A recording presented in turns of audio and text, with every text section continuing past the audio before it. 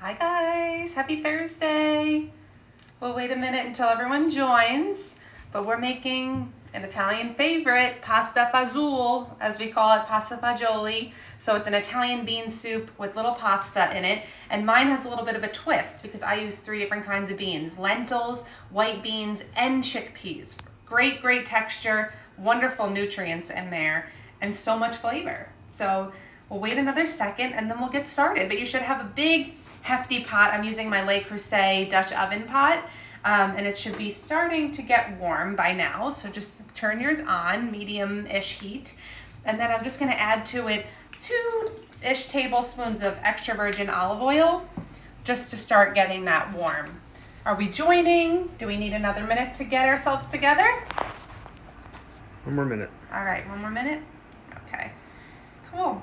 So I hope you guys are having a good week. I think this week has flown by. I know I keep saying that, but this week really went fast. I don't know about you guys, but I cannot believe it's Thursday. But I'm ready for the weekend. Hopefully we have some nice weather, I think, on Sunday. But I hope everybody had a good Easter last week and Passover. I think Passover is until today, right? But a little bit hard without family. That's all right. We are in this together. We ready to start? All right, let's do this. So again, I have my Dutch oven pot getting nice and warm, and I put in about 1.5 tablespoons, 2 tablespoons of extra virgin olive oil, and we're gonna add to that some bacon. If you're leaving this vegetarian, by all means leave it out, but if you're not a vegetarian, I highly suggest you do this because that smokiness from the bacon is gonna add a lot of flavor into this dish. Kind of like when you have a split pea soup and you have a little bit of that ham bone in there, tremendous amount of flavor and texture in here. So I have here 4 slices of bacon. Mine are pretty thick, but if you have just like 5 or 6 thinner slices even, that's fine, but just a little bit will go a long way, you'll see. So I'm just gonna run my knife down, and you know what? This bacon's pretty thick, so I'm probably gonna have to do 1 or 2 slices at a time.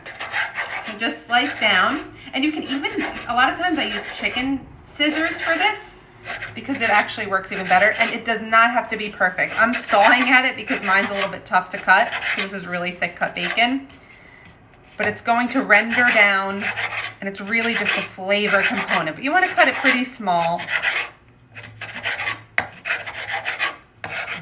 But again, if you have kitchen scissors or chicken scissors, please use those. It'll be super easy for you.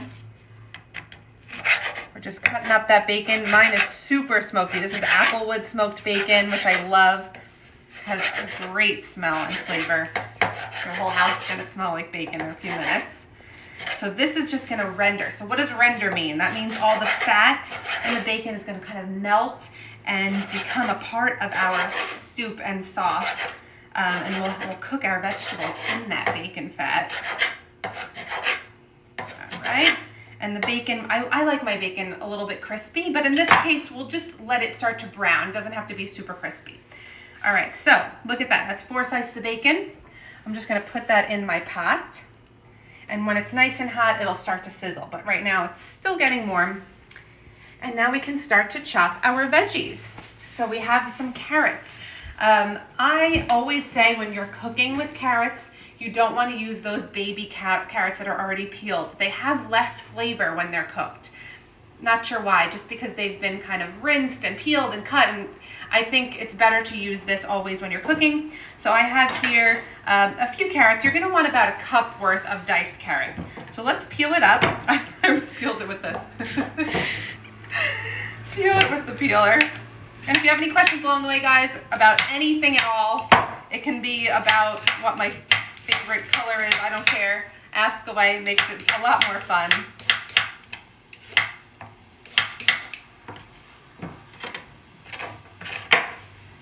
Now, pasta fagioli is probably an Italian-American dish. I mean, I'm sure they have a variation of it in Italy, but it's definitely something that has become a big thing in America with Italian-American cuisine. You see it a lot at like pizzeria restaurants, but you can do it in so many different ways, which is why I love it.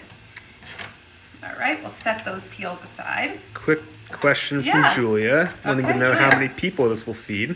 All right, this recipe should feed about 4 to 6 people. And usually when I make this, I like to serve it with some nice crusty bread on the side, ideally homemade focaccia bread. And we don't have time today, so that's, not a big deal, but you'll have leftovers most likely of the soup.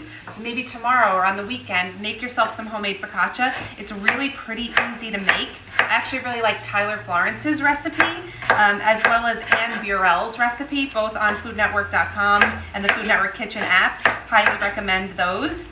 And I put fresh rosemary on my focaccia before I bake it, and then it's great to just dunk in that soup. I actually still have a good amount of my Easter bread left over that we had made last week, so I'll probably have some Easter bread in my soup. So look guys, just a small dice, again, doesn't have to be perfect, but pretty small, because we do want it to cook fairly quickly. I can smell that bacon, and it's nice and getting sizzly and delicious. I'm sure you can smell yours. So just chop up those carrots just roughly, guys.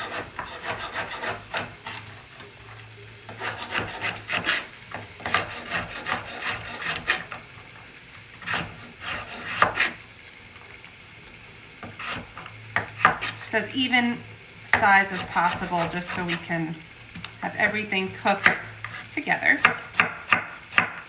All right, so that is good. We're gonna let this bacon cook a little bit longer before we add the veggies. Just toss it around. Woo! I think if I had to choose a few smells that are my favorite smells, they would be bacon cooking, melted chocolate, and fresh basil. Probably my favorite smells, and maybe lavender or honeysuckle. Love both of those scents as well. How about you guys? Type in, I'd love to hear. What are your favorite smells? It can be anything. It can be grandma's perfume. Whatever. Which burner are you using there? Which burner? Yeah. So this is an induction style burner, which is portable, which is why I like it for this purpose. This is Sunavo. Got it on Amazon. Sunavo. It's been great to me. So if you don't know already, my husband and I have been living without cooking gas since July. Yes, professional cook without cooking gas. But we have made do with this and an electric tabletop convection oven, making magic happen in here. So, but this is what I cook on every day, guys. People think I've got some magical, incredibly expensive Viking or Wolf stove here. No, I don't. This is what I'm working with. So, doesn't matter what your kitchen situation is, we can make some delicious food. Some favorite smells. Let me hear it. Bacon also. All truffle. Right, yeah. Truffle, okay. Newborn. Love that. And love garlic cooking in olive oil. Yeah, garlic cooking in olive oil is the best. So good. Right, that really smells like grandma's house. So let's cut our onion. The bacon's still working. So this is one medium to large yellow onion. If you have just white onion, that works great. You can use red onion here. That would not offend me. That's totally fine. But yellow onion is a bit sweeter, bit more mild. And you guys know I love a more mild sweet onion like a shallot or a yellow onion. So I'm going to dice this up. We're just peeling off that outer skin and the rubbery outer layer. And then we're going to dice it. So we're doing vertical cuts, about, I'd say like a half an inch wide.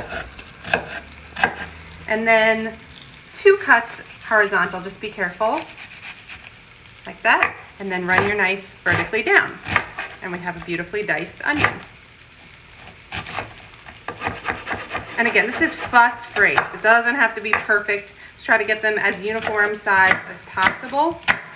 But this is not like we're brunoising, like, perfectly dicing everything, because this is a rustic, peasant style type dish. Good, pretty cheap ingredients, stuff you have on hand a lot. And if you don't have all 3 beans, no big deal either. You can make this soup with actually just chickpeas, just white beans, which would be more traditional, or just lentils really. But I would suggest at least having those white beans, that really makes this a more authentic version of pasta fagioli. All right, so that's onions, carrots. What do we have in mirepoix, guys? There's 3 things in mirepoix. Onions, carrots. Anybody know? Anybody want to weigh in? I'll wait a second while we toss the bacon. Mirepoix. Onions, carrots, and the trio, the magical trio for all soups pretty much, and a lot of different dishes. Celery. Celery, yes, correct. Who was that? Who answered? Deansley. Who was it? Deansley. Deansley. Thanks, Dina. Follow Deansley, guys, for some great beauty tips. She's been cutting people's hair in her house. I need her to come over because my hair is gray and needs a little bit of a trim. But Deansley, killing it over there with the tips. Love it. So now we're going to cut our celery. I'm just cutting it in half, each rib. And I have here 3 large ribs. My recipe online says 4 ribs. They're medium size. You can do 4. Again, doesn't really matter. Just chop it up. And then we're going to add all of this wonderful mirepoix to our pot. All right. As we get closer to the end, I'm just going to discard these pieces. They get a little bit dirtier and more wilted, so we're going to remove that. All right, all of this, if you want to come by this bacon here for a second, look, it's starting to brown. That is rendering, so a lot of extra fat released from that bacon, and that is how we're going to sweat our veggies and get maximum flavor. So let's toss all our veggies right in that pot. And we didn't add our garlic quite yet because the garlic will cook really quickly and we don't want it to burn. So we'll add it in just a few minutes. Let's get everything in there. Are we taking out the bacon? We are not taking out the bacon. You can. In my original recipe, actually, it says to take it out. I'm trying to go fuss-free these days. We're leaving it in. It's got enough stuff in there that the bacon will not burn, and it's still fatty enough that it has time to continue to render. So I'm going to leave it in. Just keep it. My eyes are burning. Woo! Ah. Stepping away for a second. Beautiful colors. Now we got to season along the way, guys. Let's just be careful on the salt because the bacon is salty too. But we still need a nice sprinkle of salt. Now red pepper flakes. So this is optional if you don't like any spice, but it does kind of warm things up a little bit. I just put about like a half a teaspoon of red pepper flakes in there. And we're gonna toss that together. And then some ground black pepper.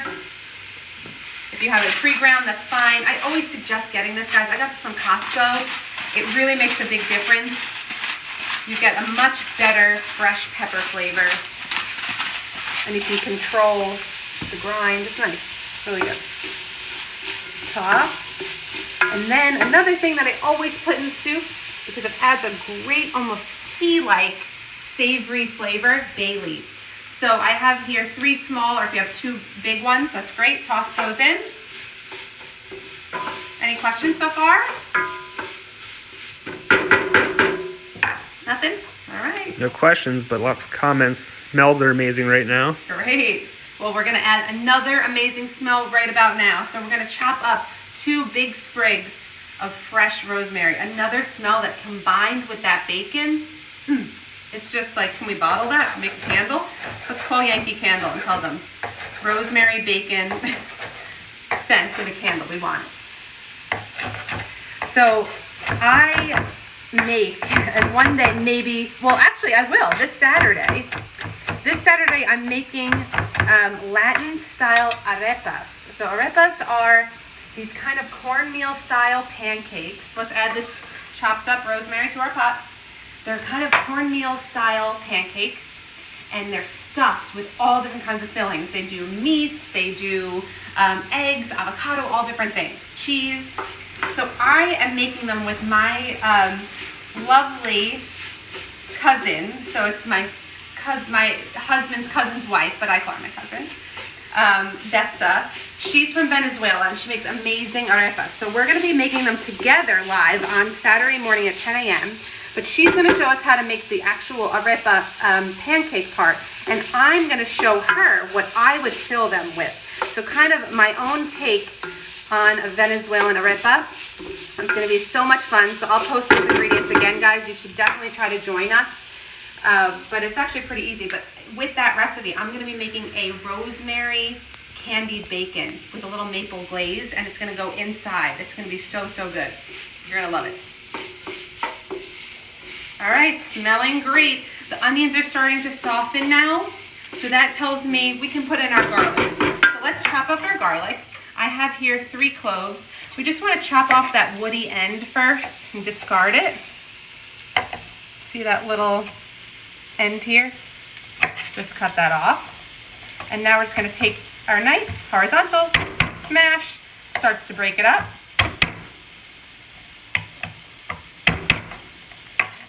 And now we're just going to gather it all into a bunch and rough chop. Just want to get as much surface area as possible so that we get really nice flavor penetration throughout that soup. This board is wobbling, guys, sorry. It's a little noisy. All right, so let's scoop up all that garlic, throw it right into our pot, and we're gonna toss this around. Smells so good. I know I keep saying that, but it really does. All right, you can already smell the garlic. It happens really fast. You just want to toss this around for about a minute and get that garlic kind of nice and fragrant, and then we're ready to add more ingredients. So let's talk about beans. Beans are the star of this soup. We've got chickpeas. So chickpeas add a nice creamy texture. And they're a little bit firmer than the cannellini beans too, so that's why I like them. And this is a 15.5 ounce can. I'm gonna throw this whole can right in. Don't even bother peeling them. Sometimes people peel them. It's really not a big deal. Don't do it. We're gonna add lentils. So brown or green lentils, ideally. The red lentils get too soft too fast. So this is a brown lentil, and this is 1/3 of a cup, which doesn't seem like a lot, but they do expand. So it will look like a lot more later on. So let's toss those in. We're also going to toss in our white beans. So this is a 19 ounce can. I think I said 15 or 16 ounces for the white beans. This is the can that I found, and this is totally fine. I'm gonna throw the entire can in. More beans, the better. Is that a thing? Maybe not, I don't know. So toss that around, and then we're gonna add something that's a bit unique for this. Not everybody does this in a fagioli. I'm putting some wine. The wine really adds a nice punch of acidity, which you guys always know, you gotta have some acid. I'm always talking about that.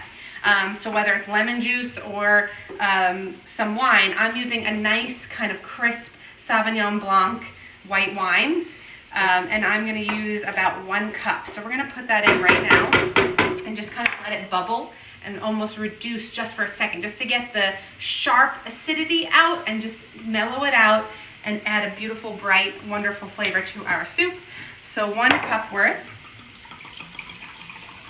I wish I have a glass so I can have a little.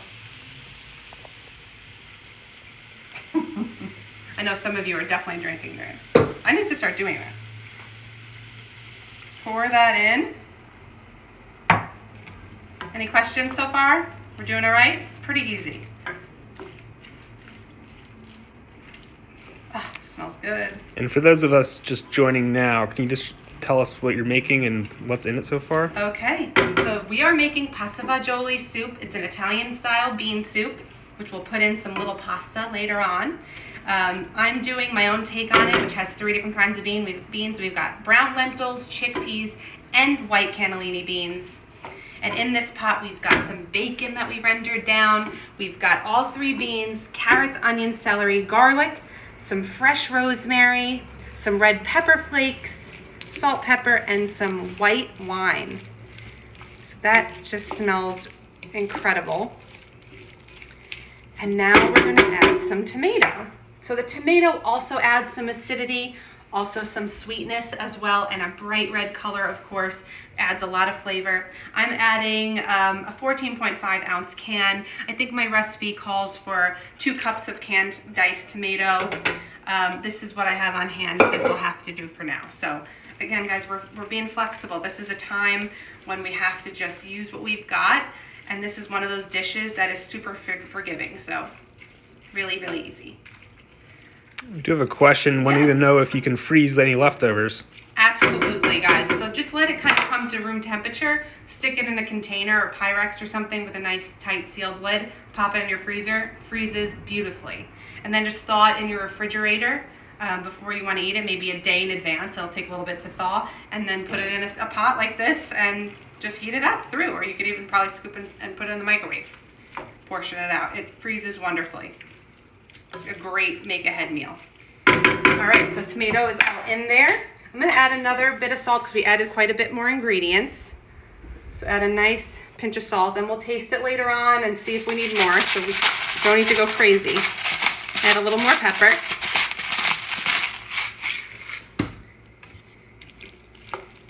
And then we're going to add the broth. Any suggestions if you don't have bacon? Ham. You can use like a nice smoky kind of deli ham and dice it up. You can also use, turkey bacon if you have it, or just leave it out, guys. You don't really need it. It just adds a nice smokiness, but you don't need to have it. But I would say just like deli ham would be fine as well, just as long as it's kind of smoky and thinly chopped, nice dice. All right, let's add our chicken stock. So if you're vegetarian, you're not going to put in the bacon, and you're going to use veggie stock instead of chicken stock, and it'll be just fine. So we're going to use 6 cups. This is a half a box, so that's about 2 cups. And then I'm going to use 1 whole box of chicken stock. So each one of these, guys, is 1 quart, which is 4 cups. My mom is an elementary school teacher. She taught me that. Right, Mom? There's this little drawing she does called the Gallon Man, and it teaches you measurements, and it helped me in the kitchen. So thanks, Mom, for the Gallon Man. He taught me how many cups are in a quart. So look at that. Lots of liquid.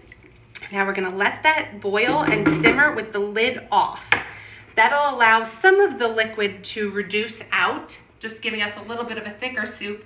And we want those lentils especially, because those are hard right now, to get nice and soft. So this has to cook. We're gonna let this come to a boil-ish, but like a simmer, I would say, a nice simmer. And cook that for about 30 minutes. We want all those flavors to meld together and just give it time. So we will now, I'll take a few more questions if you'd like while this is cooking. And then in about 30 minutes, we will come back and I'll show you how to finish the dish. And what we're gonna do to finish it is we're actually going to remove about 1 cup to 1.5 cups of this mixture, especially the bean part. And we're gonna blend it in a blender. And that'll become a nice pureed, creamy mixture that we're gonna put back in. And it just adds some nice kind of like viscosity and texture and thickness to the soup. So it's not just almost like a chicken soup. It makes it a bit creamier and thicker just from the starches of the beans blended up. So we'll be doing that later on. So about 1.5 cups of it will be blended, put it back in, and then we'll be putting our pasta and our spinach or kale if you'd like. And so it's nice and wilted, and we get some nice greens in there as well. So just let this cook for, like I said, about 30 to 35 minutes. What time is it now? 5:24. 5:24. Okay, so we will come back at, let's do 6 o'clock. And we will finish our soup together. Actually, you know what? Let's do 6:15 to be safe. We'll come back at 6:15 just to make sure everybody's soup is boiling and the lentils are ready. And we will finish the soup. But in the meantime, guys, I'm here. So let me know if you have any questions. We'll stay on for another 5 minutes or so and answer you guys' questions. Can you recap what 3 beans you used? Okay, the 3 beans were chickpeas, or garbanzo beans, some people call them. Or chichi, I think a lot of people call them too. So chickpeas, brown or green lentils, your choice, and cannellini, just white beans. So those were the 3 beans. Any other questions? Letting that stir. If you want, you can also put the lid on for a minute just until it comes to the simmer, and then take the lid off just to expedite things a bit. but we do want to reduce some of this liquid out. Any more questions? How we doing out there? There's an aroma going on. But now I want to change the texture a bit. Starch that is in those beans naturally. So what we're going to do is we're going to put about 1.5 cups. I'm going to use my ladle to help me here. About 1.5 cups of the bean vegetable mixture. So not so much of the liquid, just a little bit of the liquid so that it can blend easily. But we want to get some of that, the chunky bean mixture. All right. And we want to blend this. And the starches from the beans and the veggies, I'm going to put a little bit more. About 1.5 cups to 2 cups will work. Depends on how you like yours, but what we're going to do is we're going to blend it, and then we're going to add it back so that there's some chunks, and then some creamy texture. All right. Just be careful. This is hot liquid in a blender. I always put a rag on top, hold it tightly, and start on low speed. Oh shoot, I gotta plug it in. Start on low speed. Blend it for a nice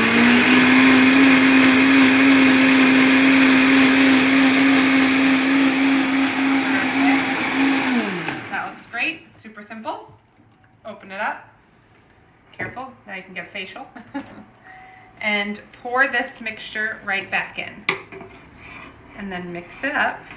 And this just gives it a little bit of a creamier texture. And if you want it even thicker, just let this continue to simmer and it'll start to reduce more. What I'm noticing is, I think the beans that I got, I would have liked a little bit more white beans, so I might even add another can of white beans. I just really love the white beans. You could even add more chickpeas if you want it even chunkier. And just let that kind of blend together. And now, I'm gonna plug this back in, sorry. And now we're going to add the pasta and the spinach. Set this aside. So this is 1 cup of ditalini pasta. Pouring it right in. This is a small kind of tube pasta. If you didn't see it, I'll show you quickly. So small little tubes. You can also use small shells. That works great here. Elbows is fine too. I like the shells in the ditalini because I think it gets like in the center a little bit better. So just mix that together, and it'll probably take maybe 5 to 7 minutes to cook that pasta to al dente. So we can leave that for a moment. And then what I want to mention, so the pasta will expand. It'll absorb some of the liquid and thicken everything as well. My mom doesn't like that when you leave pasta in it and then you want leftovers. She said she feels like it absorbs too much of the liquid and it doesn't leave you with enough broth. So what she does is she boils the pasta separately in a separate pot and then ladles a little bit of pasta into the dishes and then pours the soup over the top so that everyone gets a little bit of pasta in it, but it's not directly in the soup. You can do that. But I have a good amount of broth here and I want my soup to be thicker and chunkier. So I'm cooking the pasta directly into that soup. So just mix that together and it'll cook pretty quickly. And then we have here some spinach. We can put that in. You can use chopped up kale. You can use baby kale or you can use baby spinach or a large leaf of spinach and just kind of rough chop it. This is baby spinach, so we don't really need to chop it. I'm using half a bag. So this is a 5-ounce bag. I'm gonna put about 2.5 ounces of spinach. Spinach, a whole bag wilted comes out to be nothing. So half a bag seems like a lot like this, but then you'll see it's not much. Okay. And now we're just gonna stir this and let that spinach just wilt in that soup. Just give us a nice bright green color, great nutrients, of course, and a little bit of texture too. Looks great. And you'll see the pasta will cook pretty quickly. And then we'll give it a taste and we'll see if it needs any seasoning. And then the way I like to serve it, guys, is I have some shredded Parmesan cheese and I put that on top in the bowl. I also do a slight little drizzle of really good quality extra virgin olive oil, just a little drizzle to finish every single bowl. And that is all there is to it. It's really a pretty fuss-free dish. One pot, one cutting board, dice everything up, throw it in. The beans are already pre-cooked from the can. And hopefully you guys saw the video that I posted before I did the lives. I drained my beans. My mom wasn't sure if I did. She didn't catch that video. Just, guys, make sure you're draining and rinsing the beans because there's a lot of excess starch. And some of that starch is great to have in here, but those beans are pretty starchy enough and you want to be able to control the texture a little bit more. So, but definitely drain that liquid off and rinse your beans first and then put them in. If you didn't, no big deal. Smelling awesome, I must say. And if you want more pasta, you can put in more, but you'll see it expands a good amount. You'll have more than a cup. Actually, doesn't seem like a lot, but it's a good amount. We're getting there. It's actually thickening. You'll see as it kind of simmers with the lid off, it'll thicken more and more. The pasta will absorb some of that liquid as well. Looks awesome. The Pizzas are drinking wine. Okay. What are you drinking?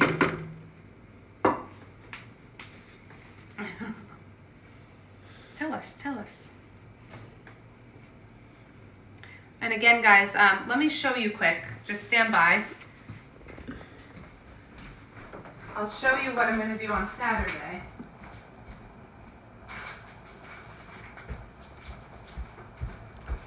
This is looking almost ready. Guys, it's really thickening now. Look at that.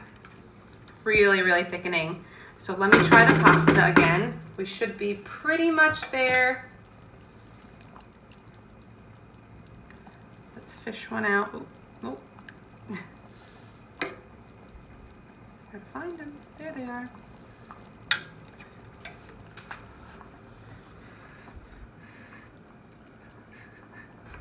Does everybody have this shape pasta or they have other shapes? You can also use, I'm trying to think, I've seen even like bucatini long noodles or spaghetti broken up into small pieces. That's fine too, but I'd probably cook that separately because that may change the texture quite a bit. Even like a short penne can work in here too. Oh yeah, done. Perfectly al dente, so give yours a try. It's really about your preference. If you like it a lot mushier, just cook it another 2 minutes or so. But mine has just a slight bite of texture and it'll continue to cook in this really hot soup. So I think we're ready to serve. Let's grab our bowl. I'm going to ladle a nice, oh yeah, this looks so good. I want to get all those veggies in there, the beans, the mirepoix, the bacon, the spinach, that nice pop of green, so nice. The tomatoes. Careful also to fish out the bay leaves. You don't want people to eat those. They're a little bit tough. So there you go, the pasta fagioli. And now let's do our finishing touches, our garnish. I do a nice mound of that Parmesan like that. And then I just take my extra virgin olive oil and just do a little drizzle. You can even do a little cracked black pepper over the top if you want. And you are ready to enjoy. So there we have it, guys. This is my version of pasta fagioli with 3 beans, chickpeas, white beans, and lentils. Super hearty, great to make ahead and have in your fridge all week long or even in your freezer. You guys are gonna love this. Healthy and hearty and delicious. Thanks, guys. Join me on Saturday again for a wonderful brunch dish. We're making arepas, my style, at 10 a.m. on Saturday. So I'll see you soon. Thanks so much.